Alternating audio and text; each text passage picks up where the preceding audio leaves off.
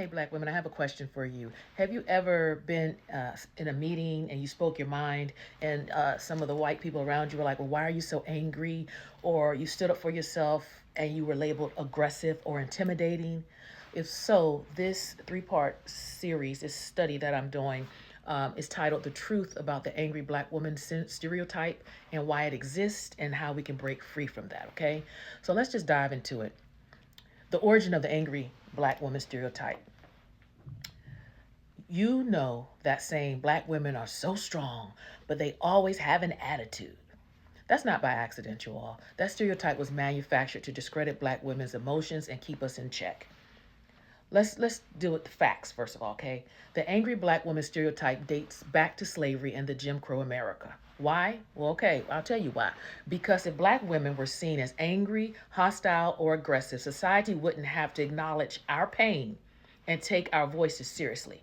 See, what you do to control a person and what many white people did successfully back during slavery and Jim Crow and successfully even do now, many of them, is they have a way of dehumanizing people of color so that they won't feel the white guilt of the oppression that they put on us. And again, not all white folk, I'm not going to say that again. However, if you make the person, the woman, seem like she is an angry animal or hostile or aggressive, then you don't mind mistreating them. So you put a false label. It's like projecting.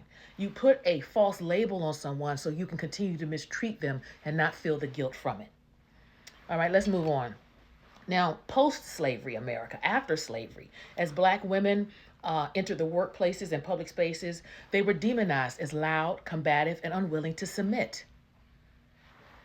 And again, you got to understand there's so many caveats in this whole diatribe of black women and being aggressive, because in so many cases our quote strength or aggression or steadfastness is what kept us alive.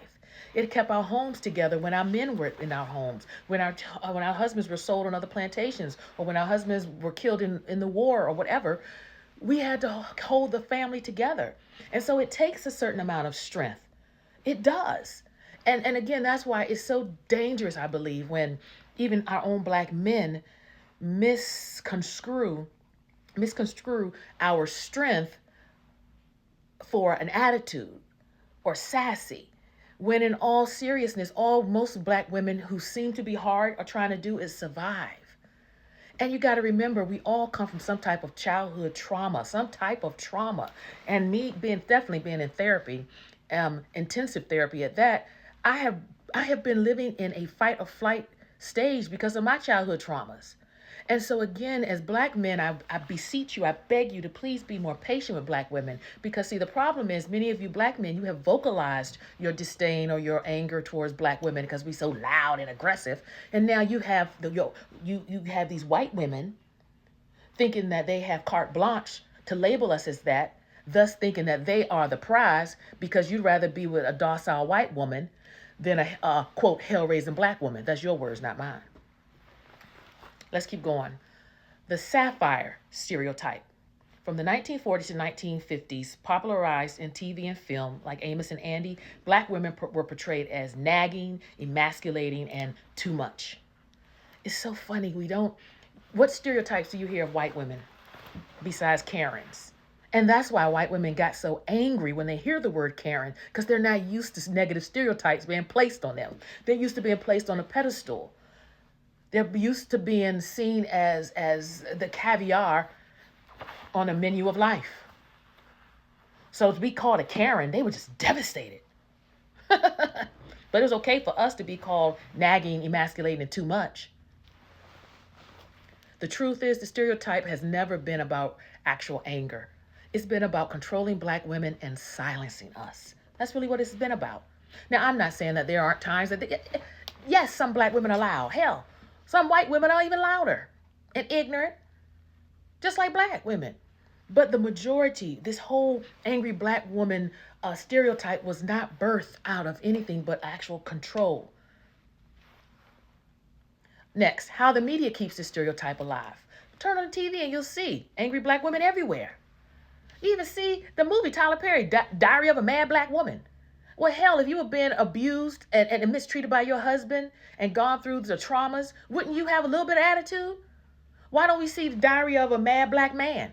Hell, the prison system is filled with a lot of black men who are angry, have daddy issues, have childhood traumas. But we don't label the black man.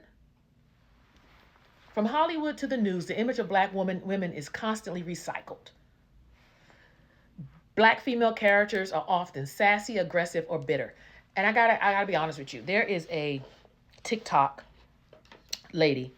She's a white woman, and her white family, they adopted a black child years ago, and the daughter now is like in her early 20s, I believe. But I hate when that white woman says, I'm not gonna name her name because I don't want, you all probably know who this is, but she'll say, oh, so-and-so is being so sassy today. White people, stop using that word. That's a microaggression. That is a word that white people used to use from slavery on up when a black woman or black person, period, would speak up and stand up for themselves. Don't call a black woman sassy. And hopefully, I hope the lady, if you all know who I'm talking about, send her this video. Stop saying she being so sassy today. See, white people, that's your white ignorance. You don't understand what that word, what comes with that word. Stop calling black women sassy. It's not a positive. All right, next is, okay, another way. If black women are in leadership roles, they're seen as mean or bossy or a bitch, right? If the black woman is in a relationship, they're too demanding and hard to love. And a lot of that, again, that stereotype, you black men, unfortunately, you have spoken and you've put that into the atmosphere and you've said that just because some of you men, you feel that way because your mothers were very hard on you. You had, quote unquote, strong mothers. But your mothers, most of them might have been just trying to survive if they were single mothers. They had to do what they had to do. And don't you think as a woman, we weren't created to have to carry all the stresses of being a provider and a protector. So when you have to turn out one day to be a single mother, you have to become a provider, protector, and some more if that man is not taking care of the home. So don't you think that hardens the emotions of a woman? It has to survive. You really think a black woman really wants to set up, say, you know what, one day I want to be a single mom and have to raise all my kids by myself. We like to be lace and let you be leather. All right, reality TV and news. Love and hip hop, Real Housewives, Basketball Wives, all these black women are encouraged to be loud and confrontational just for ratings. But the funny thing is when white women do it, it's okay. We just laugh at that. I watched the episode of The Kardashians when Kim and her other sister was smacking each other. We didn't say that they're angry and we didn't label them, but those are some black women. Oh my God. And again, I'm not blaming everybody because listen, we have to take accountability for ourselves too. I don't like how some of these shows are, Love and Hip Hop, and all the black women you're filling a stereotype and it's not helpful. But we know that some of y'all, that's all you want to see. You don't want to see the positives.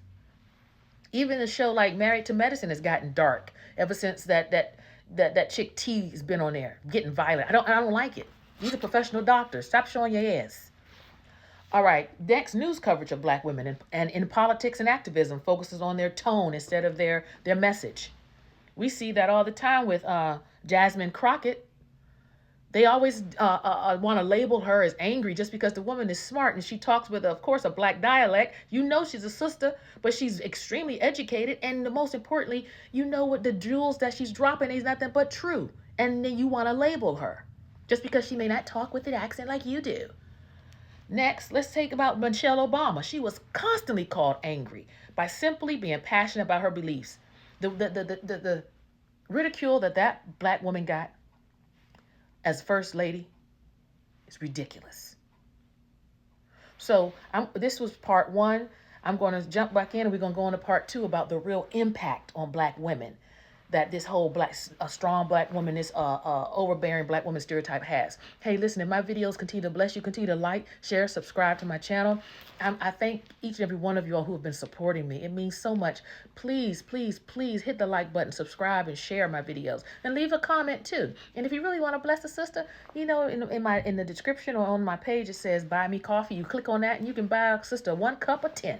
All right, talk to y'all soon. Be blessed. Bye.